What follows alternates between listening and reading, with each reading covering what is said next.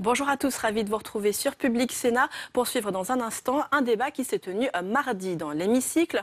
Un débat qui avait lieu à la demande du groupe communiste et qui portait sur l'état des transports franciliens.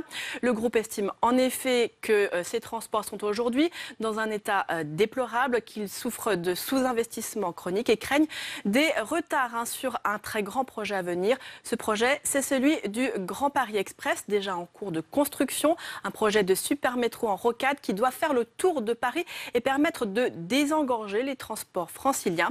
Eh bien, il n'avait pas tort, puisque mardi, la ministre des Transports, à l'occasion de ce débat, Elisabeth Borne, a confirmé que ce projet de super métro ne serait pas prêt pour les JO 2024.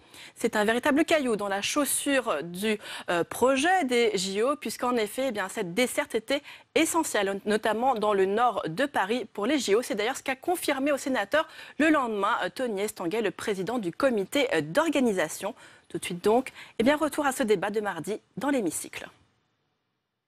Vous le savez, je suis également, par mes précédentes fonctions, sensible aux enjeux des transports publics en Île-de-France et je dirais plus largement à l'offre de mobilité en Île-de-France. Je ne reviendrai pas sur les sujets que nous avons pu aborder lors du premier débat et qui concernent aussi l'Île-de-France. Cependant, et je le constate autant que vous, tout ne fonctionne pas au mieux. Nous savons la spécificité du contexte francilien et la saturation réelle des réseaux, structurés historiquement en radiale entre Paris et ses territoires limitrophes.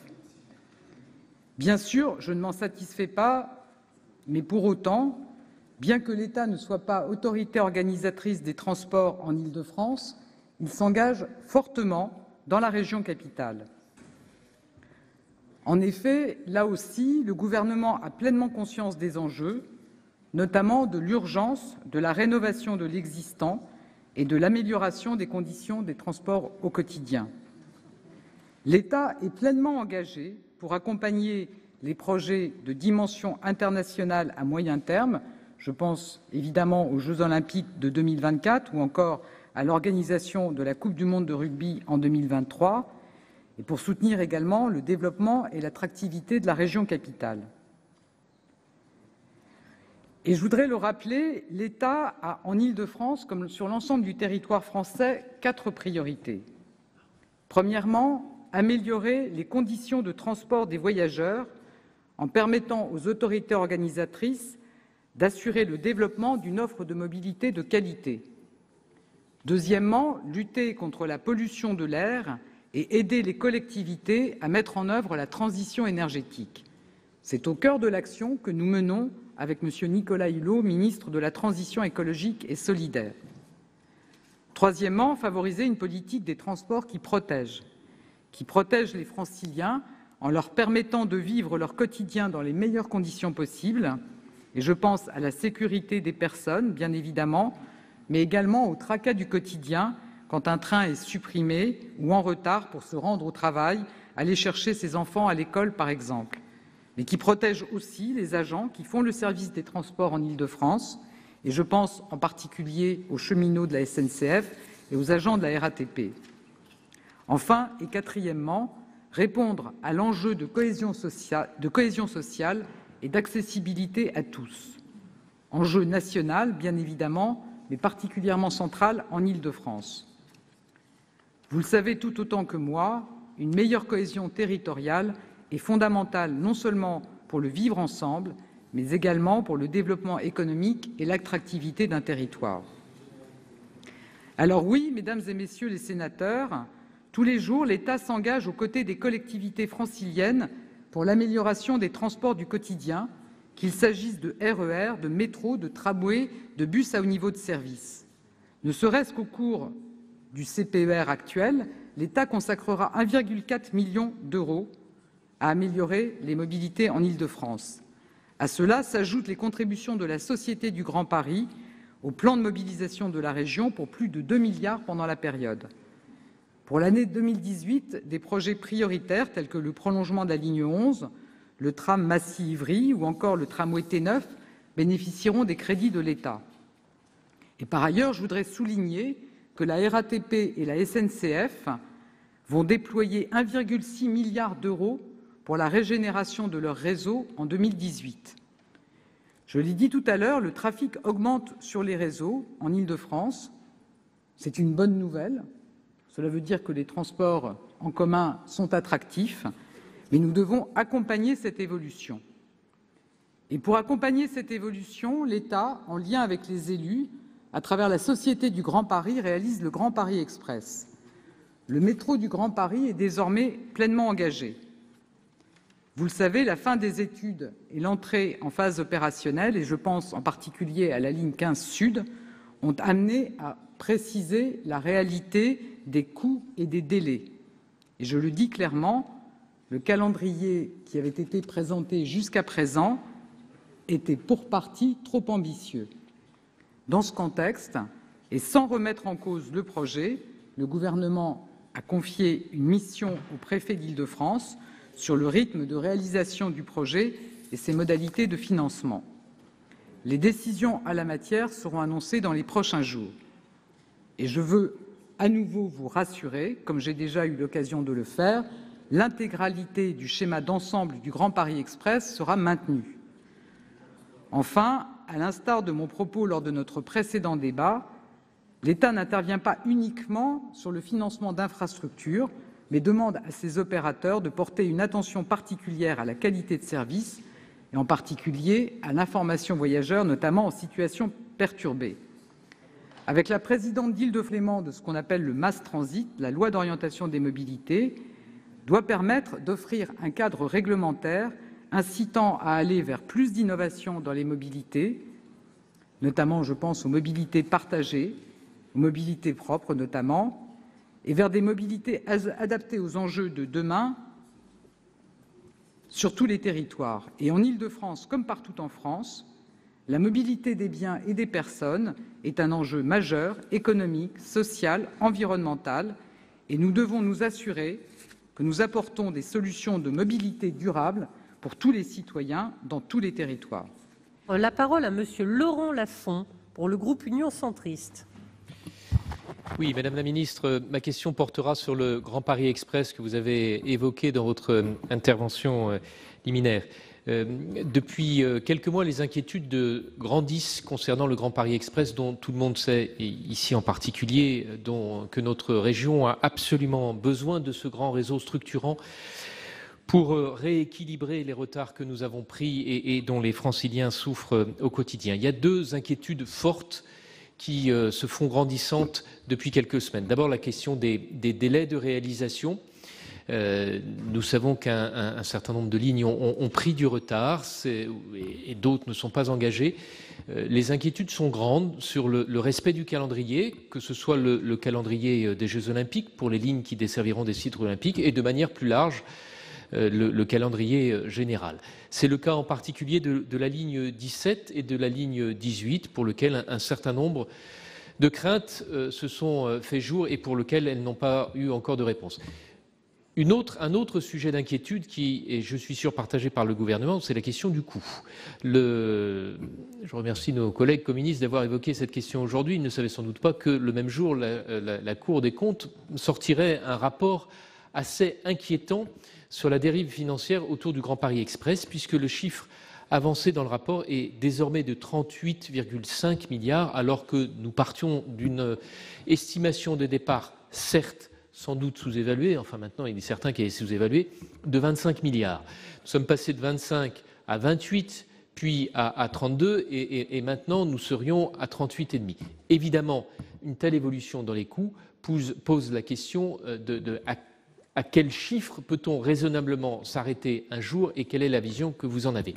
Je voudrais juste terminer, Madame la Ministre, pour souligner que par rapport à ces inquiétudes qui se font grandissantes, une parole forte de l'État serait de nature à rassurer les élus locaux sur la volonté forte de l'État de poursuivre dans sa globalité ce projet extrêmement indispensable pour notre région Île-de-France. Merci, chers collègues. Madame la Ministre, pour la réponse. Madame la Présidente, Monsieur le Sénateur, moi je voudrais vous rassurer sur l'importance que le gouvernement attache au projet du Grand Paris Express. Je l'ai dit, le développement des réseaux en Île-de-France s'est fait de façon radiale, en omettant finalement un large territoire aux abords de Paris qui ne bénéficie pas des transports nécessaires pour soutenir le développement de ces territoires. Ce projet est crucial pour la région parisienne et donc il sera mené à son terme. Le schéma d'ensemble n'est pas remis en cause. Il n'est pas question de modifier le schéma global de ce réseau du Grand Paris.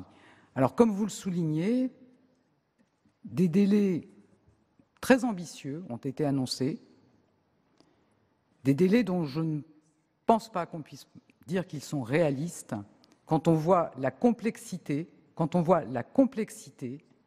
de construire 200 km de métro automatique en souterrain largement, dans le sol très compliqué du bassin parisien. Donc je pense que tous les experts seront d'accord avec moi sur le fait que c'est extrêmement difficile techniquement.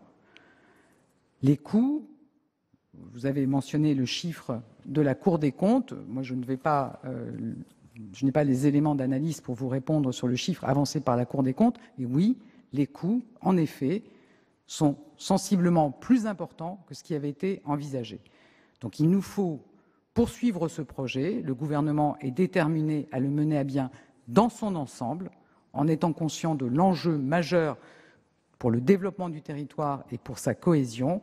Et très prochainement, le gouvernement présentera le calendrier recalé sur des bases réalistes et avec la volonté de tenir ces délais et d'arrêter la dérive des coûts.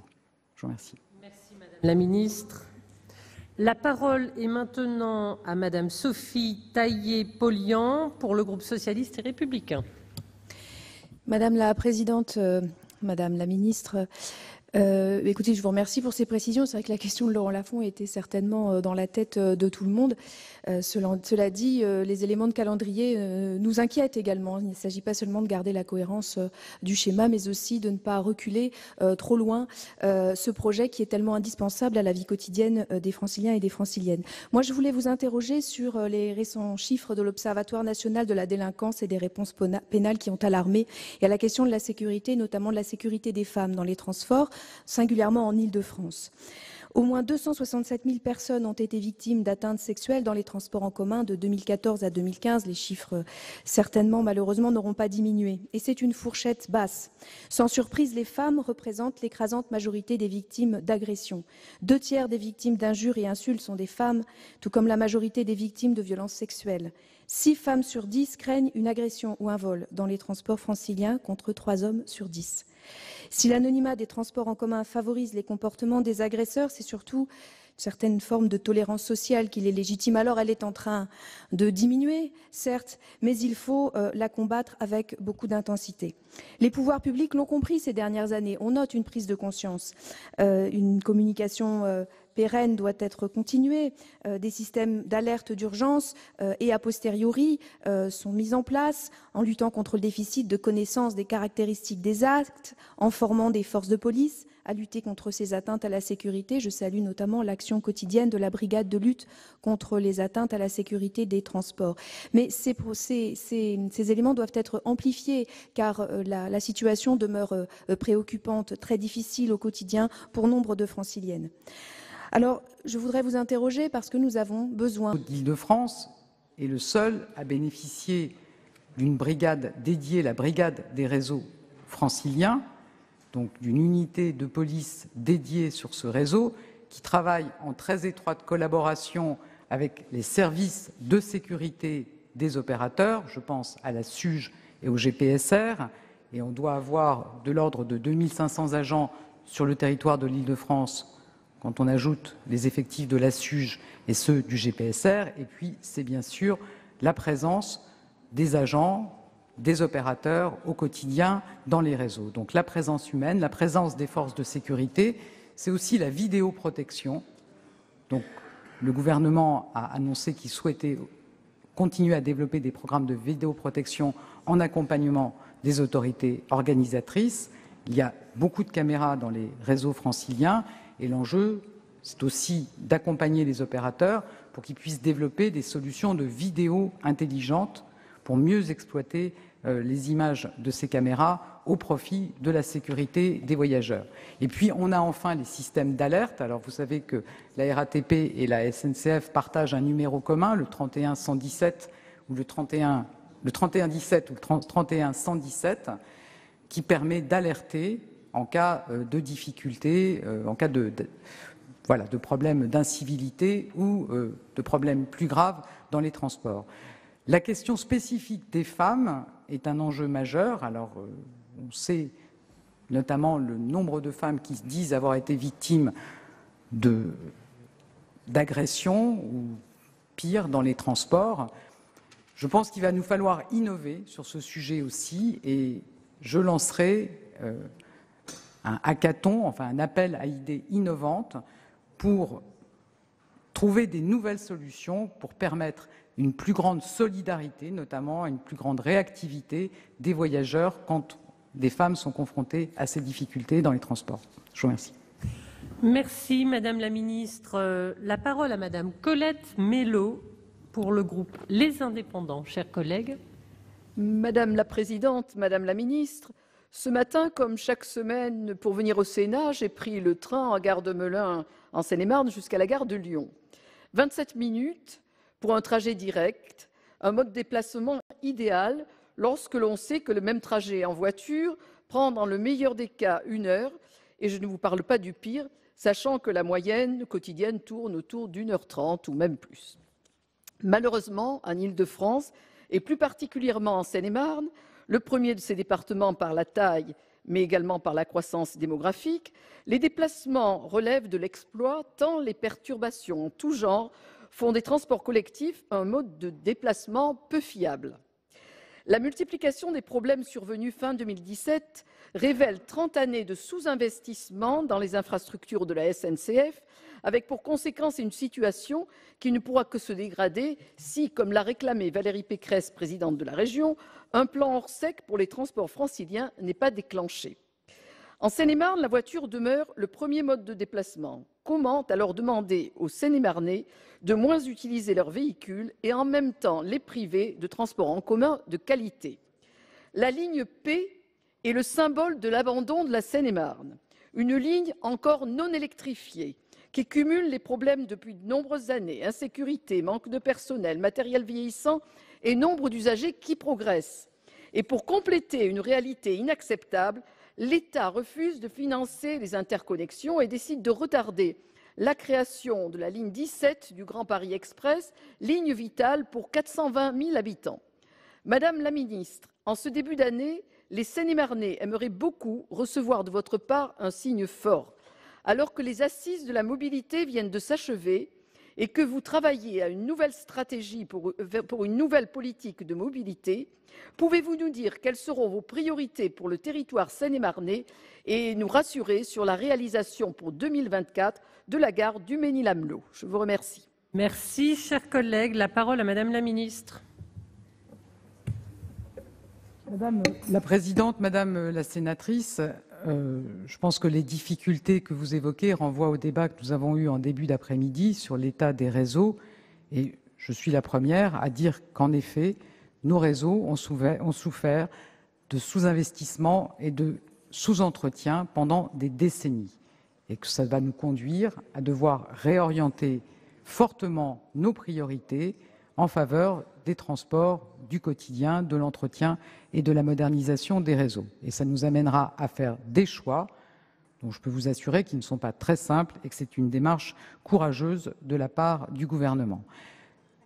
Le premier enjeu, c'est bien de mettre à niveau nos réseaux. Je ne vous reciterai pas les chiffres sur l'engagement de l'État sur ces réseaux.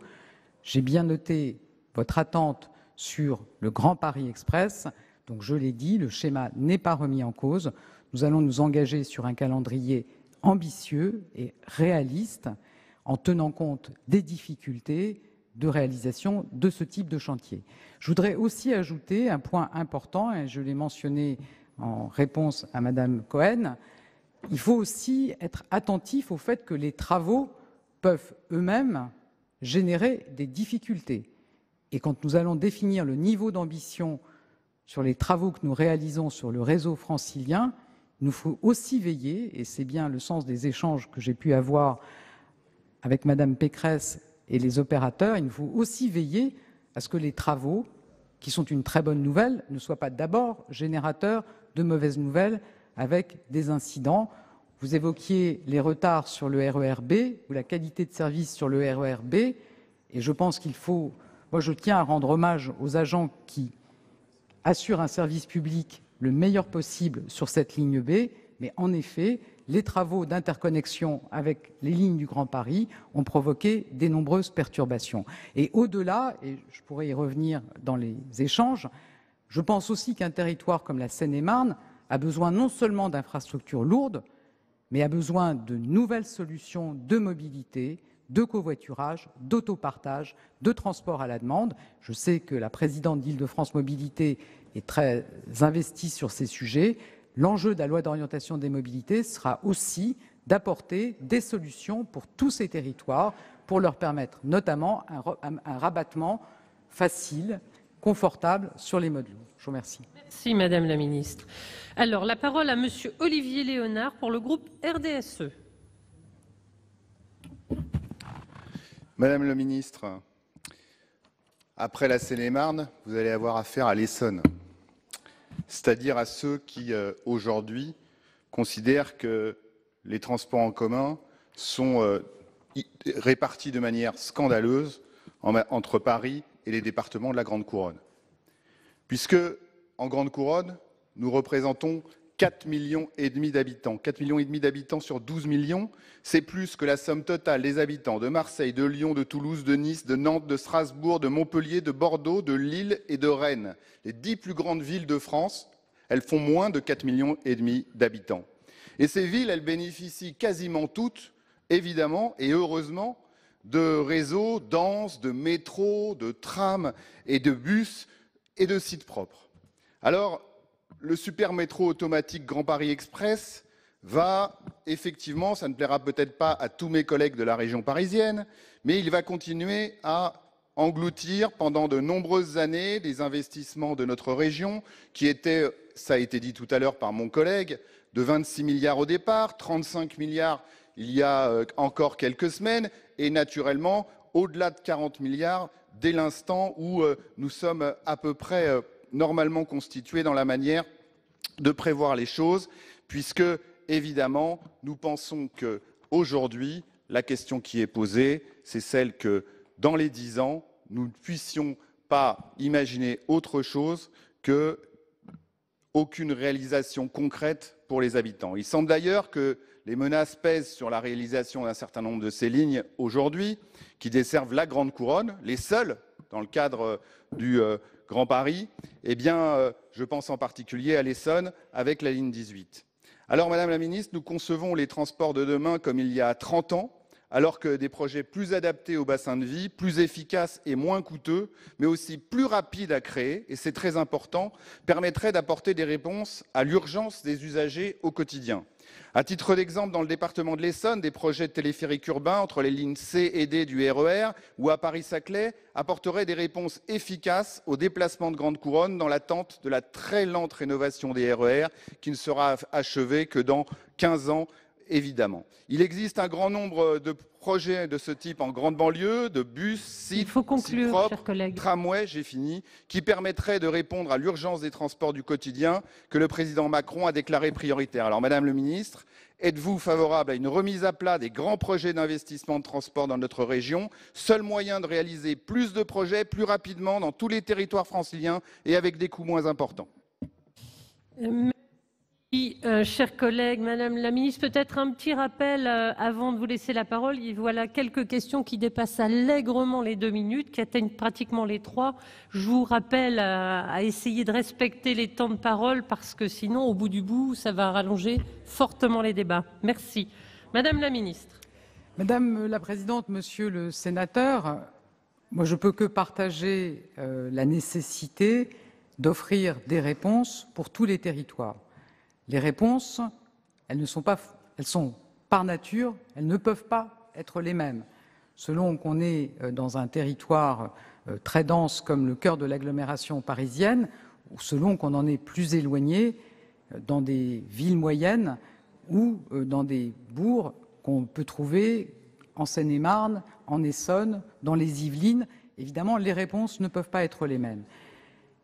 Tout l'enjeu, et c'est vraiment au cœur de la loi d'orientation des mobilités, c'est de permettre aux autorités organisatrices de disposer de toute la palette des solutions, de tirer parti notamment de la révolution digitale, de toutes les nouvelles mobilités qu'elle rend possibles, à la fois les nouvelles mobilités qu'elle rend possibles et la fluidité qu'elle permet dans des trajets qui vont associer plusieurs réponses adaptées au territoire, y compris en permettant des rabattements sur des lignes plus capacitaires.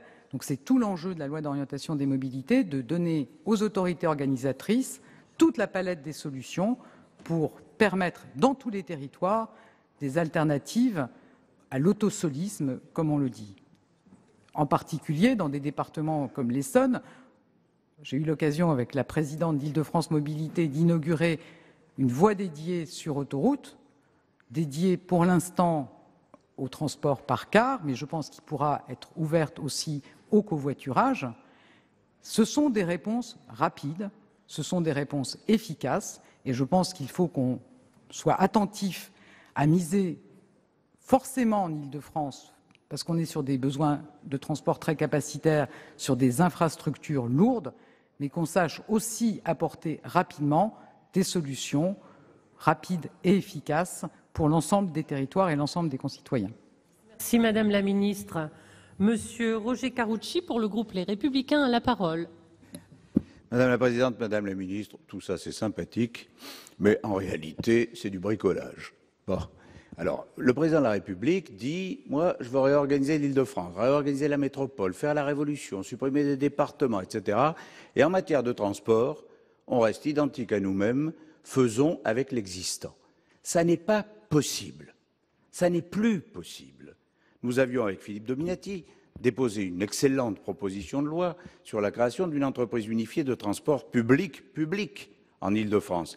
Vous ne pouvez pas continuer à avoir la SNCF Île-de-France, la RATP, la SGP, le STIF au-dessus, le machin et la mairie de Paris qui demande à avoir une AO2. Enfin, c'est pas sérieux. Si vous voulez réformer, réorganiser les transports publics en Île-de-France, il faut faire la révolution de l'organisation. Et le deuxième point, Madame la Ministre, moi j'ai des souvenirs d'avoir siégé je ne sais combien de temps au STIF et avant au syndicat des transports parisiens où je reprochais à la SNCF, il y a 10 ans, il y a 15 ans, de ne même pas conserver en Île-de-France l'amortissement du matériel. Tout était remis sur les TGV. Rien n'était fait en Île-de-France. Alors oui, il faut un plan Orsec. Valérie Pécresse a raison, ce n'est pas 1 ou 2 milliards. Rien n'a été fait en Île-de-France pendant 15 ans. Rien, aucun investissement. La RATP s'occupait de l'international pour voir si elle vendait un métro à Rio ou au Caire, et la SNCF faisait du TGV. Et les franciliens, tant pis, publics, captifs, n'avaient qu'à se débrouiller. Franchement, Madame la Ministre, je ne doute pas de votre bonne volonté. Je vous dis seulement, ou bien on fait un plan Orsec et on met réellement le paquet sur les transports du quotidien en Île-de-France et on réorganise le système, ou bien ça ne marchera pas. Merci, chers collègues. Madame la Ministre, à vous la parole. Madame la Présidente, Monsieur le Sénateur, je ne peux pas laisser dire que la RATP s'est désintéressée de son réseau pour s'occuper du métro à Rio. Moi, je voudrais rendre hommage à cette entreprise que je connais bien, qui a, avec détermination et constance, entretenu son réseau. Elle a sans doute la chance de ne pas avoir eu en concurrence avec l'entretien et la régénération de ses infrastructures des projets de TGV. Mais voilà, je pense vraiment qu'on a la chance d'avoir un réseau qui a été bien entretenu. S'agissant de la SNCF, c'est 800 millions d'euros qui sont consacrés à la régénération du réseau. Alors ça peut ne pas paraître assez, c'est 3 fois plus que ce qui se faisait par le passé. Et je pense, pour ces investissements, pour tous ceux dont on a parlé, à un moment donné, ces investissements, soyons-en conscients, et c'était le sens de l'échange que nous avons eu avec Valérie Pécresse, le président de la SNCF Réseau, de la RATP et de la SGP, soyons-en conscients. Le rythme des investissements doit être soutenable pour les transports de la vie quotidienne. Les travaux, on les fait soit en interrompant les réseaux, c'est ce qu'on fait sur le RER-C, c'est ce qu'on fait sur le RER-A, ou bien on les fait de nuit, en interrompant aussi les circulations, et chaque matin, il faut que les trains repartent dans des bonnes conditions. Donc, je peux vous assurer que la préoccupation du gouvernement, comme la préoccupation de la présidente d'Île-de-France Mobilités, c'est qu'on remette au plus tôt en état ce réseau. Il faut aussi qu'on parte sur des trajectoires soutenables. Et je dirais qu'on a la chance en Île-de-France d'avoir une organisation avec Île-de-France Mobilités qui combine l'ensemble des modes de transport, ce qu'on n'a pas dans les autres agglomérations en province. Donc ça me semble un outil spécifique et remarquable. Et je ne suis pas sûr qu'un grand Big Bang de l'organisation en Île-de-France serait profitable à une amélioration rapide des transports en Île-de-France. Merci Madame la Ministre. Monsieur Gilbert Roger pour le groupe socialiste et républicain. Chers collègues. Merci Madame la Présidente. Madame la Ministre, l'engagement dont beaucoup de mes collègues ont parlé, pris par l'État en 2010, a été de créer ce Grand Paris Express. Et c'est effectivement un accord historique entre l'État et les collectivités territoriales. Et historique et tellement attendu par nos concitoyens et par nous-mêmes. Moi, je suis, comme beaucoup, j'emprunte tous les jours le B et le E. Financé par des ressources exclusivement apportées par les contribuables franciliens depuis 2010. Il faut aussi le rappeler, ça ne pèse pas sur le budget national. C'est uniquement l'Île-de-France. Ce projet desservira les territoires de la Petite et de la Grande Couronne. Et je pense particulièrement à la Seine-Saint-Denis, aux lignes 15 et 16 qui complètent une offre de transport particulièrement défaillante. Or, je m'inquiète pour l'avenir de la ligne 15 Est qui doit relier Champigny à Saint-Denis-Pleyel en passant en particulier par Bondy et Bobigny-Préfecture. Il est en fait, pour moi, à craindre que la question du coût du Grand Paris Express et que l'échéance des Jeux Olympiques donne lieu à un réarbitrage sur certaines lignes, voire une réalisation uniquement sur les sites desservis pour les Jeux Olympiques. Et au-delà du calendrier, on peut penser qu'il y aura effectivement un décalage au-delà de 2024, mais vous l'avez dit. Aussi, Madame, je souhaiterais avoir de votre part l'assurance que le Grand Paris Express sera réalisé. Il en est de même pour la ligne 16. Le Président de la République en a parlé lorsqu'il est venu à Clichy-sous-Bois. Et d'un point de vue local, si je me réjouis de l'ouverture de la branche nouvelle de T4 en 2019, moi je suis très inquiet parce qu'à la gare de Bondy, elle aura comme conséquence de trouver 19 000 déplacements pendulaires supplémentaires par jour et je m'inquiète de savoir quelles mesures seront prises pour absorber cette arrivée massive de ces nouveaux usagers, et j'en suis content. Est-il prévu d'augmenter la fréquence du passage du RER E à cet endroit, à cette gare, pour les accueillir? Collègues, s'il vous plaît, essayez de respecter les temps de parole parce que... Oui. Madame la Ministre, à vous la parole, s'il vous plaît. Madame la Présidente, Monsieur le Sénateur, je voudrais vous reconfirmer l'engagement du gouvernement à mener à son terme le réseau du Grand Paris. Et puisqu'on parlait de Paul Delouvrier tout à l'heure, en effet, le schéma de développement de la région parisienne, comme on l'appelait à l'époque, a su permettre le développement des villes nouvelles appuyé sur le développement des RER, mais il a clairement fait l'impasse sur le redéveloppement de toute cette zone agglomérée. Et c'est bien de cela dont il s'agit aujourd'hui, d'apporter une infrastructure qui permet le développement de ces secteurs qui ont été oubliés dans les schémas précédents.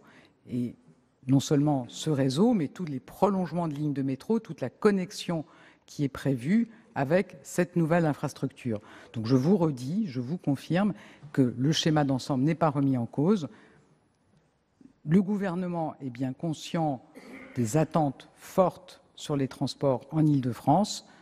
Nous voulons sortir des calendriers irréalistes, des promesses non financées, proposer des trajectoires soutenables et crédibles.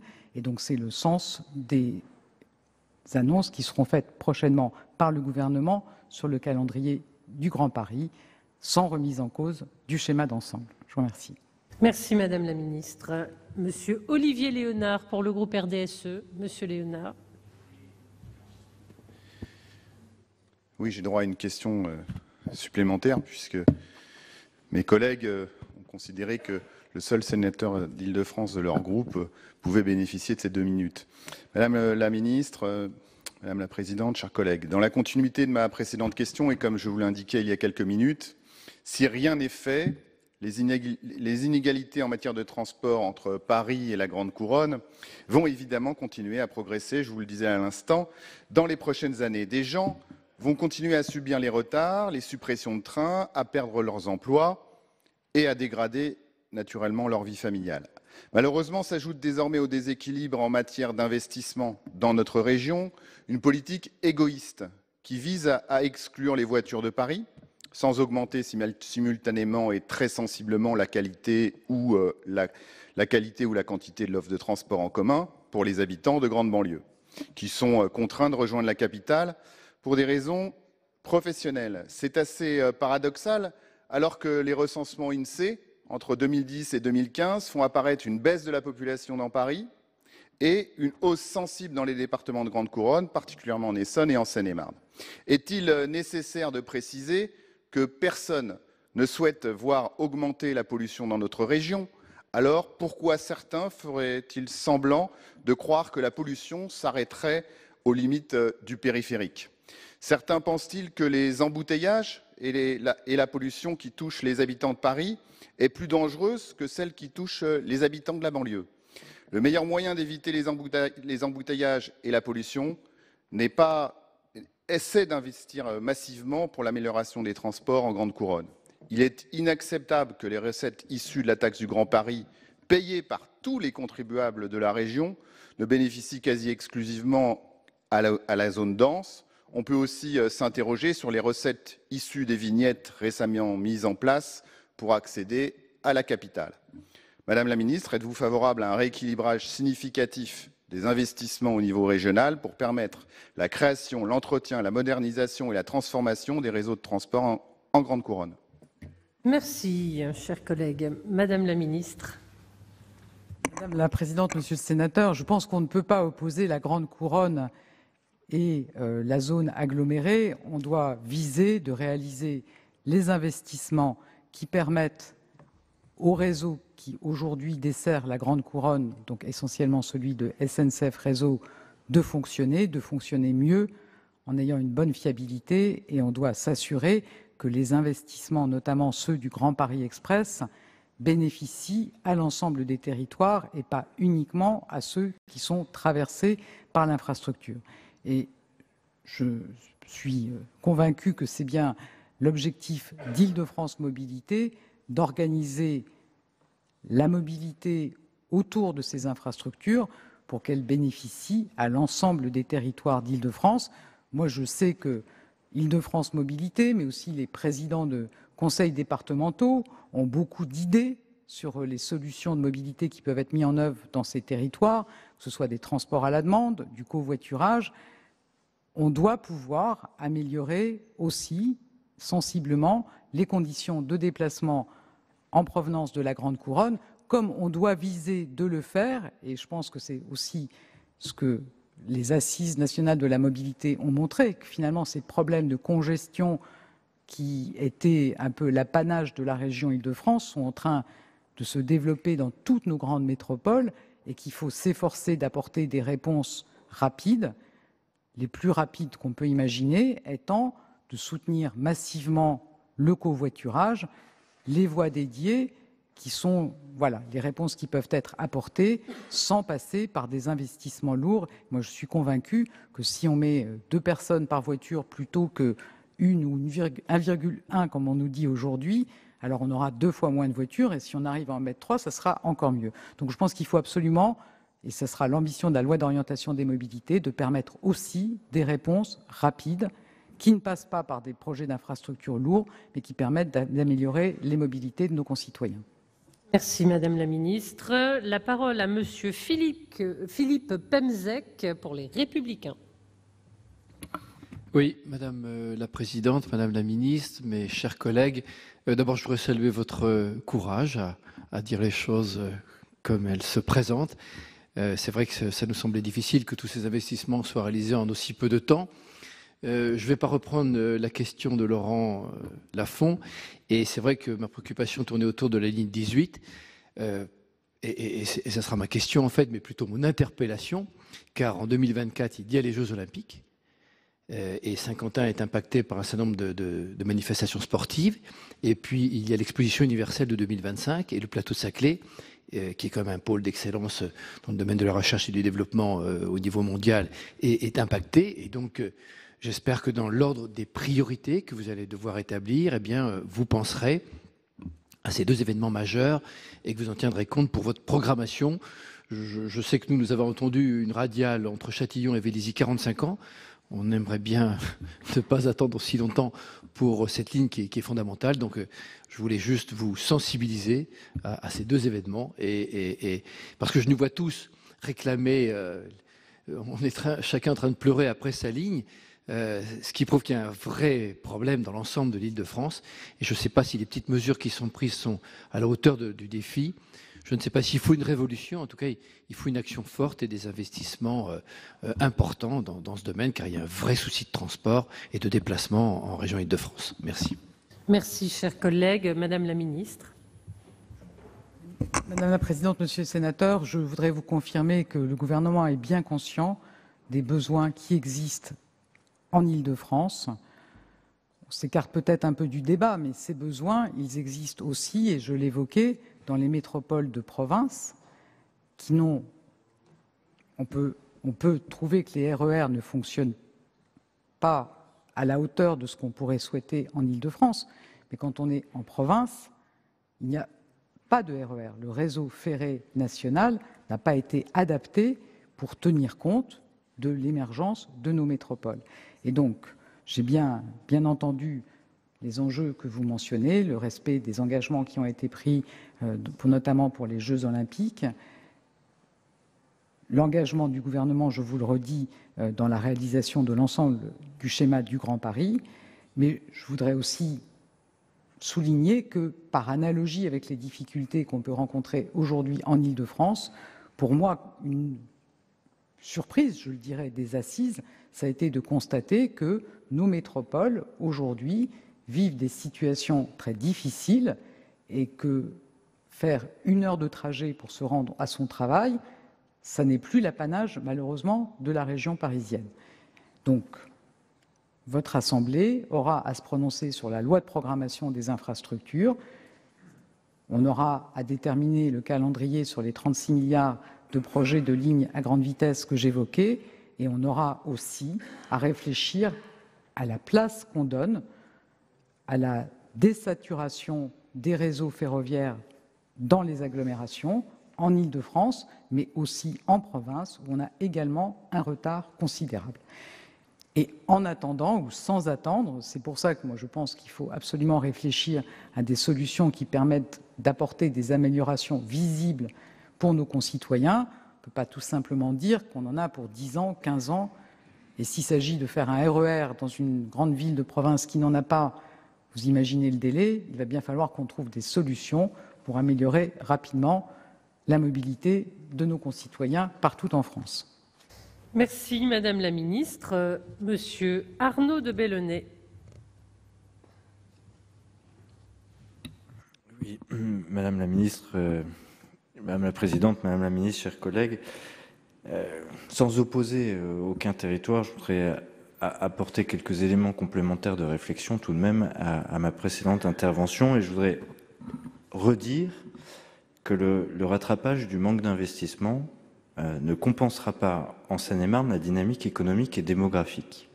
Que cette dynamique économique et démographique, elle est liée principalement aux opérations d'intérêt national qui se poursuivent. C'est bien la volonté de l'État. Que la Seine-et-Marne paye la taxe sur le Grand Paris, comme tous les éléments, comme tous les contributeurs franciliens, mais la ligne 17 effleure à peine ce territoire. Si je dis tout ça, c'est pas pour venir alimenter la liste de courses et la litanie de problématiques qu'on a pu présenter les uns et les autres pour la Seine-et-Marne. C'est que le niveau d'incompréhension a atteint un point qui appelle des réponses effectivement opérationnelles et immédiates. Alors, je rejoins totalement, et j'apprécie la transparence et la sincérité de Madame la Ministre. Je rejoins votre préoccupation, Madame la Ministre, votre souhait de voir développer des outils efficaces, rapides, et on a tous en tête des bus sur la ligne 4, le covoiturage, des parkings de rabattement. Au passage, si on supprimait le péage de Coutevroux, on aurait là un espace très, très rapide. Mais je ne suis pas certain que ça plaise à ceux qui gèrent le contrat, la concession autoroutière. Voilà, il y a quand même des problématiques particulières, et puis, pour ne pas être trop insistant, peut-être renvoyer sur une interrogation. Est-ce que vous partagez le constat et la préoccupation que nous avons des efforts dans nos transports à faire pour l'accueil des touristes, leur sécurité et évidemment leur orientation en matière de signalétique? Ce n'est pas seulement l'élu de la première destination touristique européenne qui exprime cette préoccupation, notamment pour les touristes asiatiques qui transitent dans nos réseaux et qui sont souvent perdus. Merci, chers collègues. Madame la Ministre. Madame la Présidente, Monsieur le Sénateur, donc je pense qu'effectivement, moi j'ai bien noté la préoccupation d'équilibre et de bonne affectation des ressources de la SGP, et on s'efforcera également d'en tenir compte. L'accueil des touristes, effectivement, on est forcément d'abord préoccupé par la mobilité de nos concitoyens, mais vous avez raison de souligner que l'accueil des touristes avec les grandes destinations qu'on peut avoir en Île-de-France est aussi un enjeu important. Les opérateurs y travaillent, les opérateurs fournissent notamment des applications multilingues. Les offices de tourisme s'efforcent aussi de proposer des titres de transport.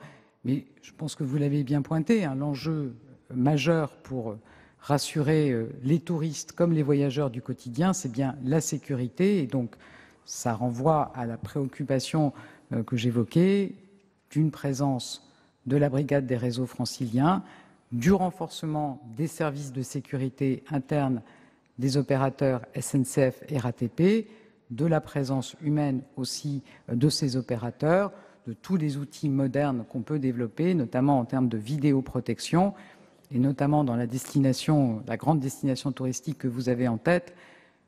Le gestionnaire de ce parc d'attractions sait aussi travailler sur une utilisation de vidéos intelligentes pour tirer le meilleur parti d'un réseau de vidéosurveillance. Et je pense qu'il va falloir continuer à travailler dans ce domaine. En tout cas, le gouvernement accompagnera les autorités organisatrices, et en particulier Île-de-France Mobilité, pour aller dans ce sens. Merci, Madame la Ministre. La parole à Monsieur Rémi Féraud pour le groupe socialiste et républicain. Merci Madame la Présidente. Madame la Ministre, ma question concerne le coût des transports pour les usagers en Île-de-France et l'accord passé en 2016 entre l'État et la présidente de la région, Valérie Pécresse. Le pass Navigo à tarif unique a été instauré en 2015, initiative de Jean-Paul Huchon, avec un prix de 70 € unique pour l'ensemble des franciliens. En 2016, Valérie Pécresse, bien qu'elle ait, pendant la campagne d'ailleurs, promis de ne pas augmenter le coût du pass Navigo, a engagé un bras de fer avec le gouvernement, menaçant d'augmenter le prix à 80 ou 85 €, sauf si l'État s'engageait à un financement de l'ordre de 300 millions d'euros. Elle a alors conclu un accord avec le Premier ministre sur le financement du STIF, avec notamment une augmentation de la taxe régionale sur les carburants, une hausse de la contribution pour les entreprises de la petite couronne de plus de 11 salariés, la hausse du versement transport. Mais un an plus tard, le compte administratif de la région a révélé pourtant qu'il y avait 300 millions d'euros non consommés dans le budget régional. Et, parallèlement, le prix du pass Navigo est, lui, passé de 70 à bientôt 77,45 €, soit plus de 10% d'augmentation en 3 ans. Avec le recul, Madame la Ministre, est-ce que vous diriez que les sommes que la présidente de région a exigées de l'État hier n'étaient finalement pas justifiées, ce que, pour ma part, je souscris. Et dans ce cas, quelles conséquences le gouvernement en tire-t-il dans son dialogue aujourd'hui avec la région?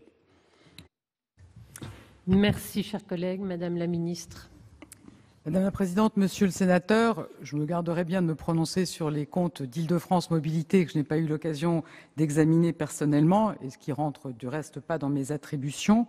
Je pense qu'il est important que chacun ait en tête, et j'entendais l'hypothèse avancée par Madame la sénatrice Cohen de faire payer les entreprises, je pense qu'il faut que chacun ait en tête que aujourd'hui les entreprises financent plus de 50% des transports en Île-de-France, les voyageurs en payant moins de 30%.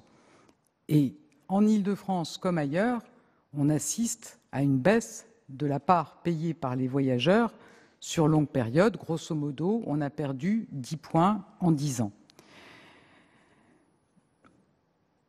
Ça pose la question de la soutenabilité du modèle.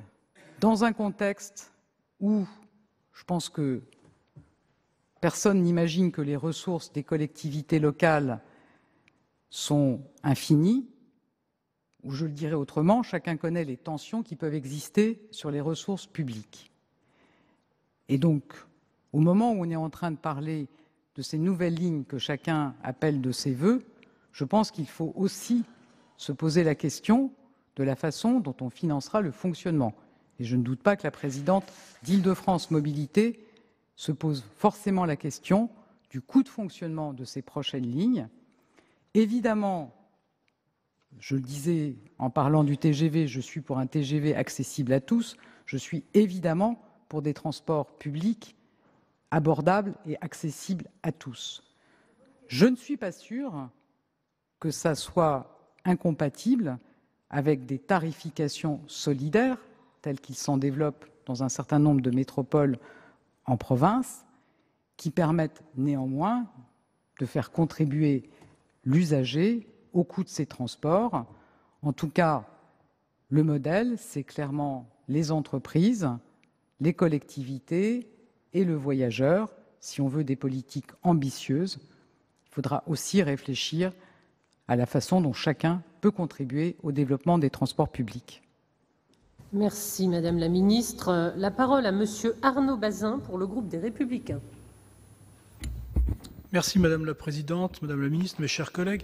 Je vais vous parler du RER A, mais auparavant, je voulais évoquer ma surprise d'entendre au sujet de la réalisation du métro du Grand Paris qu'aujourd'hui, les délais sont techniquement impossibles à tenir. Parce qu'il y a quelques mois, je siégeais encore au conseil de surveillance de la Société du Grand Paris, et le discours qui a été tenu, c'était de chiffrer le coût de la tenue des délais, à telle enseigne que pour réaliser la ligne 17 dans les délais de 2024 comme il était prévu, il fallait 200 millions d'euros supplémentaires pour 2 tunneliers, ce qui n'est pas une petite affaire, j'en conviens, mais qui n'est pas une affaire technique, mais une affaire financière. Il faudra donc que nous ayons des éclaircissements sur ce qu'ont fait les uns et les autres pour arriver à de telles conclusions. Mais moi, je vais vous parler rapidement du RER A, qui est arrivé d'ailleurs à Cergy-Préfecture 10 ans après la construction de la préfecture et de l'ESSEC. C'est dire que pour ce qui est d'attendre dans le Val d'Oise, on sait ce dont on parle. Aujourd'hui, cette artère qui assure maintenant 1 300 000 voyages par jour, je répète pour mes collègues, 1 300 000 voyages par jour, est toujours aussi essentielle pour le développement de Cergy-Pontoise, développement économique, mais aussi d'enseignement supérieur, avec plein de projets, notamment un campus international. Le RER A, hélas, est toujours un élément disqualifiant de la vie quotidienne des habitants. Malgré les investissements de la région dans de nouvelles rames, malgré un schéma directeur de travaux de requalification, la nouvelle grille horaire mise en œuvre en décembre acte une baisse du nombre de trains, tout au moins au regard de l'offre théorique précédente. Et aujourd'hui, à l'heure du pointe du matin, il est fréquent à Cergy-Préfecture de monter dans un train dont toutes les places assises sont occupées, alors qu'il y a encore 7 arrêts avant la Défense. C'était encore le cas ce matin à 9h30. Mais les personnels ont dû avoir vent de notre débat de ce soir. Ils ont voulu m'alimenter, puisque nous avons en plus été gratifiés d'un arrêt de 10 minutes d'un train bondé de 10h07 à 10h17 en gare de Nanterre-Préfecture, gare de relève entre les conducteurs SNCF et RATP, sans un mot d'explication dans les haut-parleurs du train, je ne parle même pas des excuses. Si les inévitables aléas liés au colis suspect ne peuvent être évités ni négligés, les retards dus à des pannes techniques du réseau restent encore fréquentes quand on n'assiste pas à un arrêt total de la desserte pour cause de travaux mal dirigés pour Éole. Et depuis toujours, la branche de Cergy, avec près de 50 000 voyageurs par jour, subit une iniquité insupportable quand elle se compare à la branche de Poissy, autant de RER par jour pour Poissy pour 9 000 voyageurs que pour les 50 000 de Cergy, et celle de Saint-Germain, 2 fois plus de RER pour à peine plus de voyageurs que sur la branche de Cergy. Madame la ministre, ma question porte donc sur l'état d'avancement des travaux sur le RER A. Quand la SNCF et la RATP auront-elles enfin rattrapé 3 décennies de sous-investissement? Je souhaite également savoir si le tabou de la répartition de l'offre de RER entre Cergy, Poissy et Saint-Germain sera un jour levé. Je vous remercie. Oui, merci, chers collègues. Il faut vraiment veiller, bon, on arrive au bout, mais il faut vraiment veiller à respecter les temps de parole. Merci. Madame la ministre. Madame la présidente, monsieur le sénateur, vous avez souligné à juste titre l'importance du trafic assuré par cette ligne qu'est le RER A, qui doit être la ligne la plus chargée d'Europe. Et donc, quand j'évoquais la situation qu'on peut avoir dans certaines métropoles dans lesquelles on est loin d'être passé à un mode d'exploitation de type RER, c'est un RER toutes les 2 minutes ou toutes les 2 minutes 30 dans le tronçon central, je pense qu'on voit effectivement qu'on a à la fois un outil de déplacement extrêmement puissant, mais dont on doit pouvoir assurer la robustesse. Et c'est en effet l'objet à la fois des programmes de rénovation, je pense, programme de rénovation des voies et du ballast qui n'avaient pas été faits depuis la création du RER et de l'ensemble des travaux qui sont menés à la fois par la SNCF et la RATP sur cette infrastructure. Vous l'avez rappelé, et je ne l'ai peut-être pas assez souligné en réponse à quel horizon les voyageurs verront-ils des améliorations. Heureusement, si les améliorations sur l'infrastructure et le rattrapage de décennies de sous-investissement prend du temps, je pense que les voyageurs peuvent voir les matériels financés par Île-de-France Mobilités qui changent tout de même la vie, même si l'objectif, c'est évidemment qu'ils roulent sur des infrastructures robustes et fiables.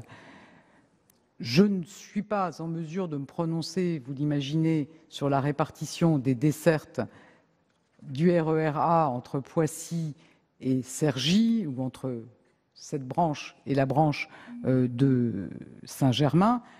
Je pense que est aussi lancée la construction d'Éole, qui est un chantier énorme, comme vous l'avez souligné, qui a pu générer des désagréments importants sur les RER A. Je pense que cet enjeu de la desserte de cette partie ouest de la région Île-de-France pourra aussi être réexaminé lorsqu'on aura pu mettre en service Éole, qui desservira notamment aussi ce territoire. Merci Madame la Ministre. Monsieur Vincent Eblé pour le groupe socialiste et républicain. Chers collègues.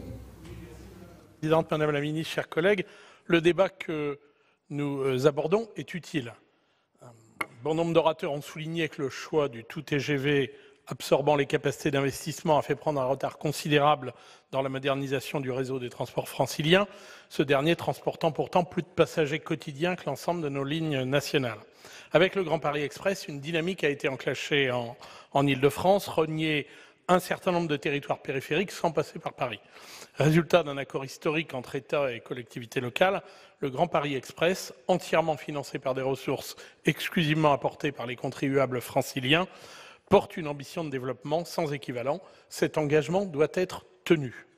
Ses atouts, desservir les territoires de petite et en partie de grande couronne, je pense aux lignes 16, 17, 18 et au barreau de Gonesse, porte d'entrée dans la métropole, complétant une offre de transport défaillante dans des territoires souvent socialement défavorisés. Ouvrir à l'urbanisation partielle et à l'aménagement des réserves foncières, triangle de Gonesse, plateau de Saclay, environnement de Roissy-Charles de Gaulle. Favoriser le développement économique en reliant les clusters et confortant de véritables pôles de compétitivité tout en favorisant une meilleure accessibilité aux emplois. Si nous voulons que ce nouveau réseau soit pleinement efficace et tout simplement utile, la mise en connexion avec les lignes déjà existantes est fondamentale. Nous ne pouvons pas, Madame la Ministre, en dépensant des milliards, réaliser un simple manège forain en double boucle que les usagers des transports urbains d'Île-de-France, singulièrement les centaines de milliers venant quotidiennement de Grande Couronne, et je suis l'un d'entre eux au quotidien, ne pourraient pas emprunter faute d'interconnexion avec les lignes radiales, condamnés donc à toujours se rendre jusqu'à Paris intramuros, même lorsque leur destination finale est en banlieue. Je pense donc particulièrement aux gares d'interconnexion. Par exemple, je vais parler pour la Seine-et-Marne, celle de Vers-de-Maisons et de Brie-Villiers-Champigny, avec la future ligne 15. Vers-de-Maisons, pas de financement. Brie-Villiers-Champigny, pas de solution technique et pas de financement. Brie-Villiers-Champigny, pas de financement. Leur défaut de financement actuel, et donc de réalisation, serait très préjudiciable aux habitants de la Grande Couronne, qui seraient exclus de fait de ces nouvelles modalités de transport, alors qu'ils en sont financeurs jusqu'à La Ferté-Alais, Château-Landon, Oudan, Magny-en-Vexin. Cela n'est pas acceptable. Alors, Madame la Ministre, le précédent gouvernement avait pris de sérieux engagements pour que les 2 gares d'interconnexion que j'ai citées soient réalisées en même temps que les travaux du Grand Paris Express. Pouvez-vous nous indiquer vos intentions sur ce point? Merci, cher collègue. Madame la Ministre. Madame la Présidente, Monsieur le Sénateur, vous soulignez à juste titre que la capacité à interconnecter le nouveau réseau avec le réseau existant est évidemment une dimension fondamentale du projet. C'est bien en ce sens qu'il pourra bénéficier à un maximum de territoires en Île-de-France. Donc spécifiquement sur les projets que vous mentionnez, effectivement, l'interconnexion avec le RER D est bien prévue à Vers-de-Maisons.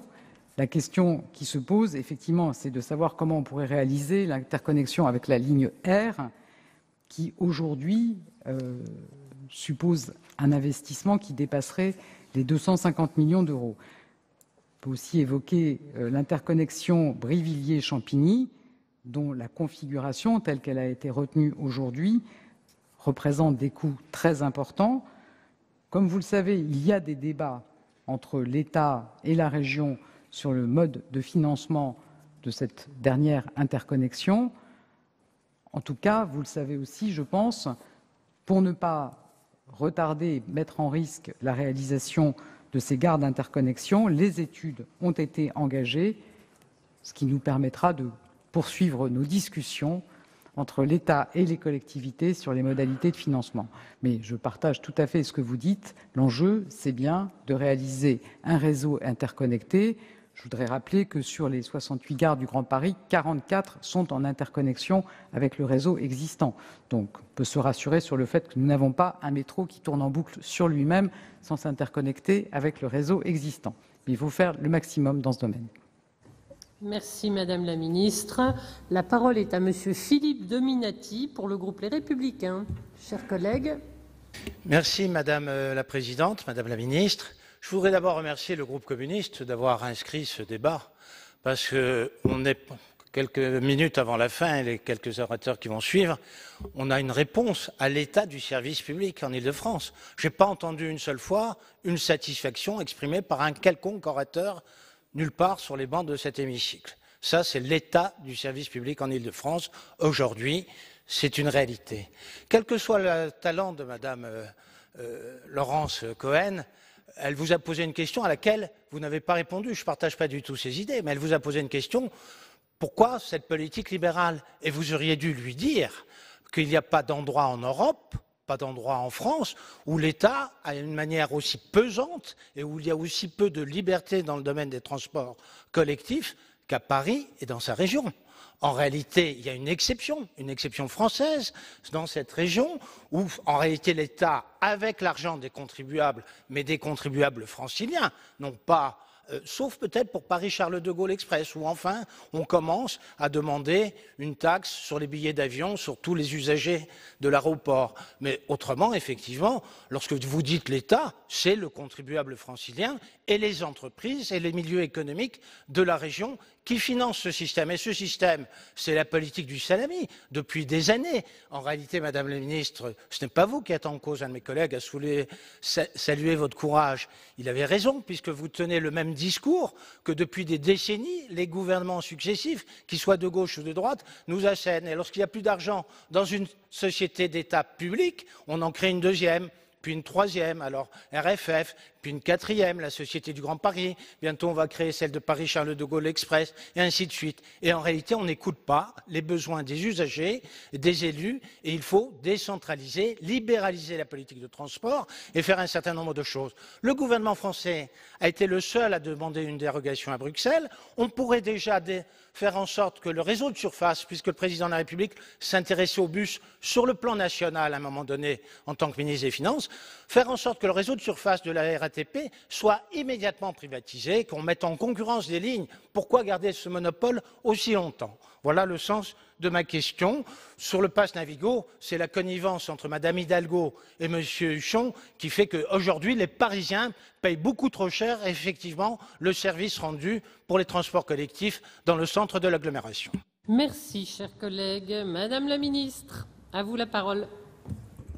Madame la Présidente, Monsieur le Sénateur, tout d'abord, je voudrais rappeler que les transports en Île-de-France sont totalement décentralisés. La responsabilité des transports est confiée depuis maintenant de nombreuses années au syndicat des transports d'Île-de-France, Île-de-France Mobilité maintenant, dans lequel l'État n'a plus sa place. Donc les transports sont décentralisés. Et vous avez résumé notre débat à une insatisfaction générale sur les transports en Île-de-France. J'entends tout à fait que nos concitoyens qui tous les jours font des déplacements longs comme ils le font en Île-de-France et malheureusement de plus en plus dans les autres agglomérations peuvent attendre une meilleure qualité de service. Mais je ne peux pas laisser dire non plus pour les salariés de la RATP, de la SNCF et des autres entreprises que le service serait à ce point dégradé. Je rappelle que dans les classements internationaux, la qualité de notre réseau de transport, certes très centré sur Paris, mais en tout cas, nous avons la première densité de transport au monde. Voilà, donc je pense qu'on ne peut jamais se satisfaire, on peut toujours être exigeant, on doit absolument être conscient de ce que vivent les voyageurs, mais on ne peut quand même pas ne pas voir qu'on a aussi un très beau réseau au cœur de l'agglomération. Le défi qui se présente à nous étant que ce réseau bénéficie aussi, et en tout cas que les habitants plus éloignés du cœur de l'agglomération bénéficient aussi d'un réseau de transport que nous allons nous efforcer de faire fonctionner au mieux. Et je voudrais rappeler que ce sont 12 millions de voyageurs qui empruntent tous les jours ce réseau. Je pense qu'il y a peu d'équivalents dans le monde et ça peut aussi expliquer effectivement les difficultés qu'on rencontre ce réseau. Et ça explique aussi la détermination du gouvernement à investir toujours plus dans l'entretien et la régénération de ces réseaux de la vie quotidienne. Merci Madame la Ministre. La parole à Monsieur Pierre Cuypers. Oui. Il est là. Il est là. Pour le groupe Les Républicains, à vous la parole, cher Merci collègue. Madame la Présidente, Madame la Ministre. Au risque de répéter un peu ce qui a été dit et ce que vous avez pu rappeler aussi, je voudrais dire, parce que le sujet est quand même très important, que chaque jour, les Franciliens consacrent en moyenne près de 92 minutes pour leur déplacement. Les trajets de banlieue à banlieue concernent à eux seuls près des 3/4 de ces flux. Madame la ministre, sur la création de la ligne 17 du Grand Paris Express et de sa gare terminus au Mesnil-Amelot, qui est au cœur de la Seine-et-Marne, la ligne 17, c'est 5000 voyages prévus par jour et c'est aussi 1100 emplois qui seront créés dans un rayon d'1 kilomètre autour de cette gare. Cette ligne est donc vitale pour près de 420 000 habitants. Le président de la République a rappelé à plusieurs reprises la nécessité de réaliser ce dernier tronçon avant 2030, dans la continuité de la phase tranche Le Bourget RER Charles de Gaulle, Terminal 2, où que l'ensemble des infrastructures sont finalisées dès 2025. La ligne 17 sera la garantie d'une certaine cohérence dans le réseau du Grand Paris Express. Je vous rappelle avec insistance que ce réseau est envisagé pour l'accueil des Jeux Olympiques en 2024. Or, la Cour des comptes fait part aujourd'hui de ces sérieuses interrogations sur la capacité à respecter les échéances olympiques. Il me semble donc inenvisageable de sacrifier cette ligne au profit du CDG Express, dont le but unique est de relier l'aéroport de Roissy à Paris. Ce serait donc ainsi abandonner la France des mobilités quotidiennes au profit des mobilités internationales. Madame la ministre, où en est l'état d'avancement des promesses du président de la République et de l'engagement de l'État?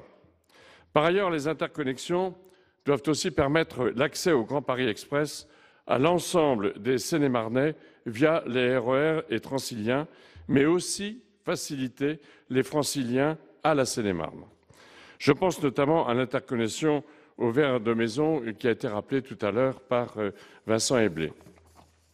Le métro du Grand Paris Express, sans ces interconnexions, amplifierait les écarts de croissance, de développement économique et urbain entre petites et grandes couronnes. Et cela, nous ne pouvons l'accepter. Madame la ministre, vous savez aussi, et ça a été dit tout à l'heure, que les défaillances répétées sur le réseau méritent bien des réponses de votre part quant à l'entretien et à la modernisation de l'ensemble du réseau. J'attends vos réponses sur ces sujets qui tiennent à cœur aux Franciliens et en particulier aux Seine-et-Marnais. Merci Madame la Présidente. Merci beaucoup. Madame la Ministre.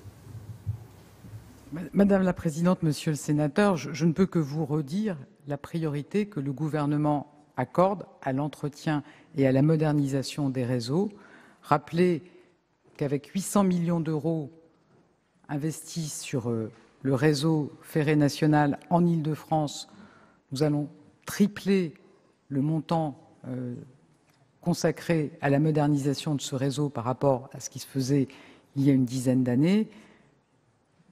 Rappelez aussi que le schéma d'ensemble du Grand Paris n'est pas remis en cause et qu'on doit travailler sur un phasage qui soit réaliste et redire la volonté du gouvernement de s'engager sur des calendriers crédibles.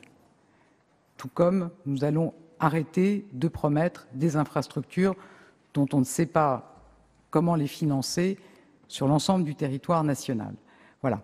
S'agissant de CDG Express, je pense qu'il ne faut vraiment pas opposer le réseau du Grand Paris, l'amélioration des transports du quotidien et la réalisation de CDG Express. Je le redis, non, je le redis, CDG Express se fait sans concours public, se fait sous forme d'une concession. Je peux vous expliquer, Madame Cohen, se fait sous forme d'une concession qui sera financée par les billets et par une taxe sur les passagers aériens. Et un prêt, mais un prêt n'est pas un don, une autre solution aurait été de payer des frais financiers élevés aux banquiers. À qui ça aurait bénéficié? Je m'étonne que sur ces bancs, on prône le fait de payer des frais financiers élevés aux banquiers. Le gouvernement a pensé qu'il était plus raisonnable de faire un prêt du Trésor qui permet, et je le redis, c'est un prêt, donc il sera remboursé. C'est un prêt du Trésor pour éviter d'avoir à donner toutes sortes de garanties et pour éviter, finalement, de payer des intérêts plus élevés aux banquiers. Donc ce projet n'est absolument pas en concurrence. Ce projet n'est absolument pas en concurrence avec les projets. Ces projets qui ne bénéficient d'aucune subvention, mais d'un prêt du Trésor public, n'est en concurrence avec aucun des investissements dont nous avons parlé jusqu'à présent. Je vous remercie. Merci Madame la Ministre. Et nous attaquons maintenant la dernière question avec Madame Nicole Duranton pour le groupe des Républicains. Merci beaucoup Madame la Présidente. Madame la Ministre, pour clore ce débat, rendons-nous en Normandie. Au Moyen-Âge, la voie romaine Beauvais-Chartres desservait déjà la ville de Gisors dans l'Eure. Aujourd'hui, la voie romaine a disparu. Les Capétiens et les Plantagenets ne se mènent plus une guerre acharnée et Gisors est devenue une ville de près de 12 000 habitants. La question des transports reste un élément essentiel et central pour son développement. Gérée par Île-de-France Mobilité, la ligne J du réseau francilien dessert plusieurs villes de l'Eure, notamment Gisors et Vernon. La ligne J est en crise. Pour préparer mon intervention, j'ai échangé avec Alexandre Assaert, maire de Gisors, afin de faire un point précis sur la situation de cette ligne. Il me disait que régulièrement, les voyageurs venaient à sa rencontre pour égrener leur tracas. Et la liste est longue. Il m'a dressé un tableau calamiteux de la situation.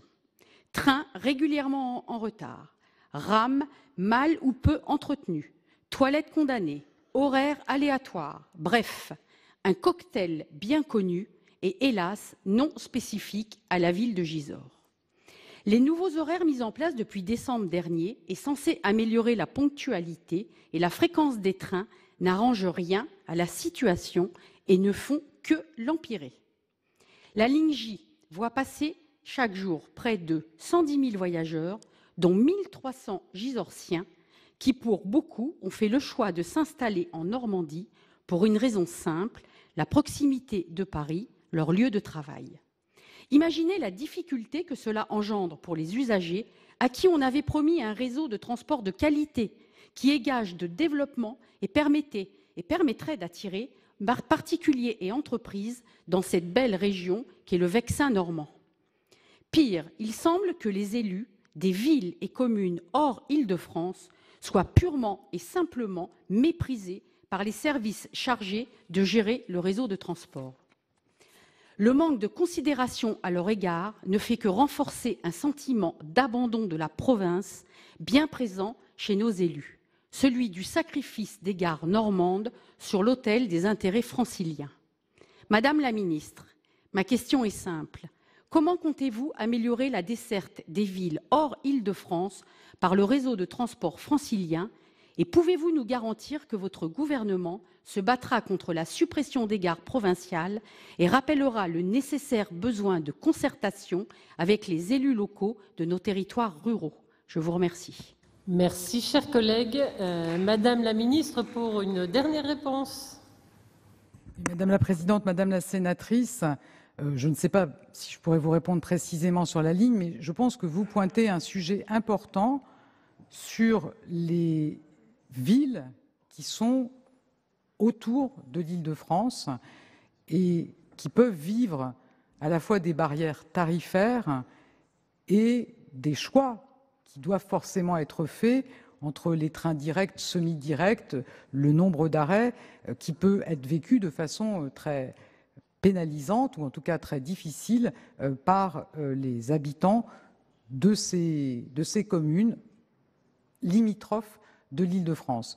Alors, nous sommes sur des enjeux qui relèvent vraiment des autorités organisatrices d'Île-de-France Mobilité, en lien avec les régions qui peuvent aussi être en charge des TER dans leur périmètre.